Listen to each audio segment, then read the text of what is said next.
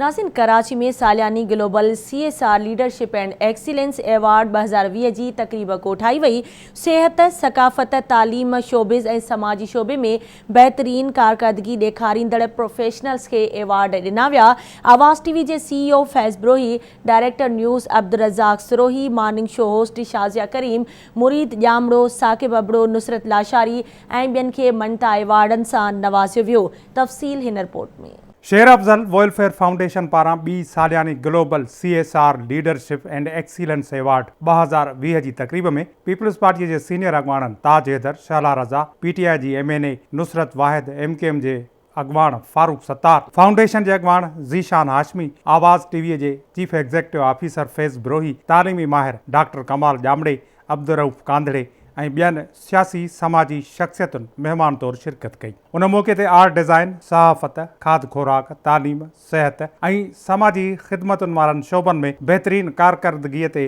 आवाज़ TV जे CEO Faiz Brohi, आवाज़ TV जे director news and current affairs Abdurrazzaq Sirohi खे बहितरीन साख रखंदड़ सहाफ़ी, बहितरीन morning show host Shazia Karim, बहितरीन नौजवान एंकर हुसैन थेबो, ज़फ़र भुट्टो, मुरीद ॼामड़ो, डॉक्टर आबदा गांगरो, नुसरत लाशारी, लियाकत अली समेजो, सईदा मंगी, रुकिया फरीद, सिद्रा करीम, राज आसनानी समेत केतिरनि ई शख़्सियतुनि खे ममता एवार्ड ॾिना विया।